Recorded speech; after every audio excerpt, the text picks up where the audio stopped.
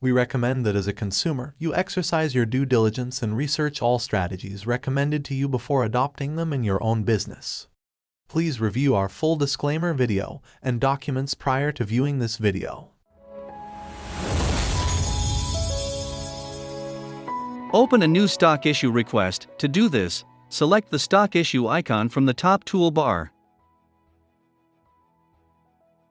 An alternate way to open a new stock issue is to select modules from the top menu, then select the stores from the list, then select the stock issue request. A new stock issue request window will open.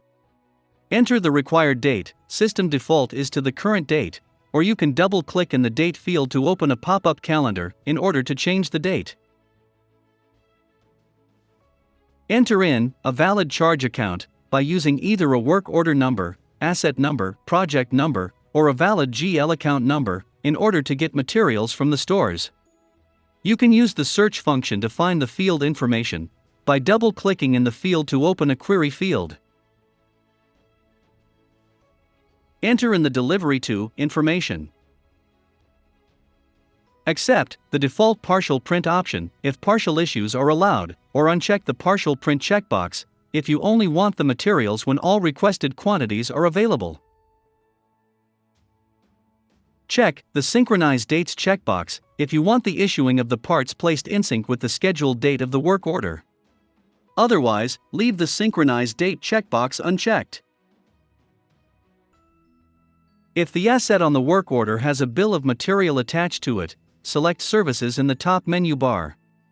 A drop-down list will appear. Then select the Asset Bill of Material copy from the list. The Asset Bill of Material copy window will open. Next, select one of the parts category, Other, Mechanical, or Electrical.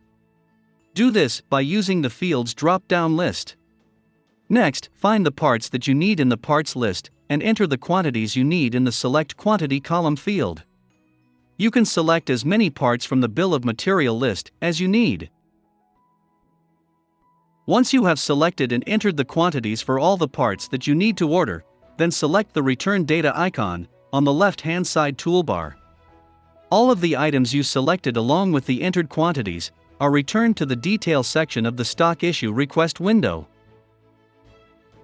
If you need to order other parts that are not currently on the Asset Bill of Material, then select Edit on the top menu toolbar. And from the drop-down list, select Add a row. A new blank line is added to the bottom row in the Detail section of the Stock Issue Request. Double-click in the Stock Number field to open a query window. The Stock Location query window will open. Enter in the criteria for the stock item that you want to find. Select the Find button on the top right side of the window. This will bring back a list of those items meeting the criteria you entered on the stock location query. Select the item you want from the list. Then select the OK button, or you can select the Reset button on the right side of the window to return to the query window to redefine your search criteria. Select the appropriate location and issue point information from the drop-down lists. If the item selected is associated with only one warehouse, these two fields will default to that location and issue point. Details about the stock item and its available quantities will be displayed at the bottom portion of the window. Enter in the quantity in the Request Quantity field.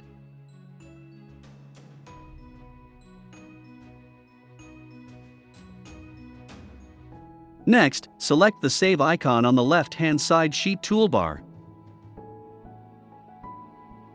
A pop-up message will appear indicating the quantity of stock issue request detail records that have been processed.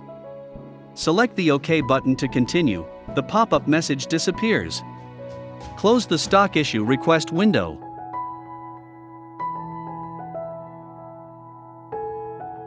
The warehouse issue ticket will print out in the stores.